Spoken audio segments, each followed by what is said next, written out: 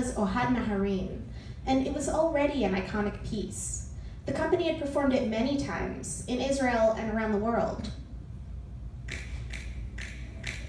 Asara, אני יודע, Asara, אני יודע, Asara, דבריה, באישה יחדת, שונה ימי מילה, שירה ימי שבדה, שאישה סורי משנה, 5 חודשי תורה, אמר אמרות, 3 אהבות, אלו חוק הברית, אחד אלוהינו, אלוהינו, אלוהינו, אלוהינו,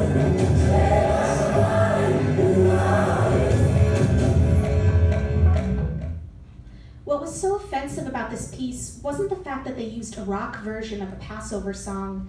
It wasn't that the dancers dressed in black suits the way ultra-Orthodox Jews do.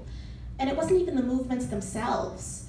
What was insulting was that by the end of the song, the dancers stripped down to boxer shorts and tank tops.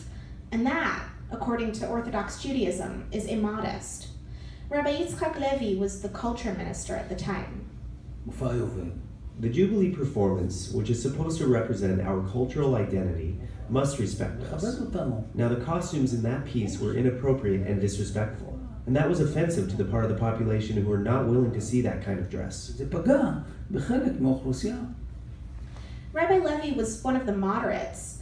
He's religious and he didn't like the costumes, but he didn't take a public stand against Batsheva.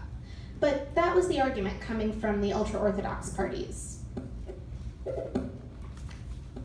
So Nomi talked to Ohad, the choreographer, and he said, I've never wanted to offend nobody, and no, we will not change the costumes. It's part of the creation, it's part of the artistic work. And Nomi thought, that was it, end of discussion. And then a few hours went by, and another phone call came. A little bit more stressed already.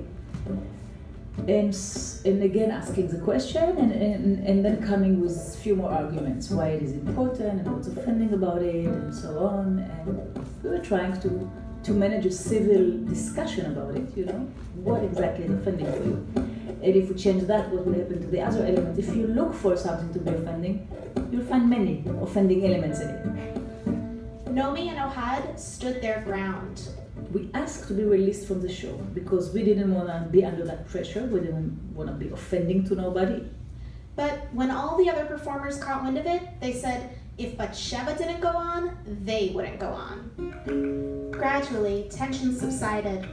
The culture minister invited Israeli artists to his home to air their grievances and mend fences.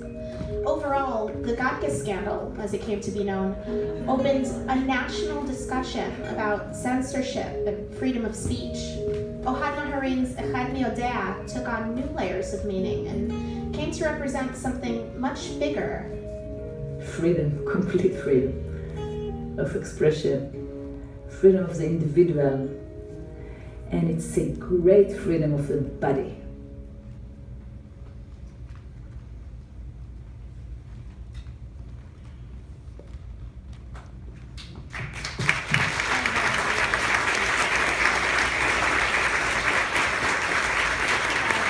Sophie Shmulevitz and for dance and choreography by Maya Orkin.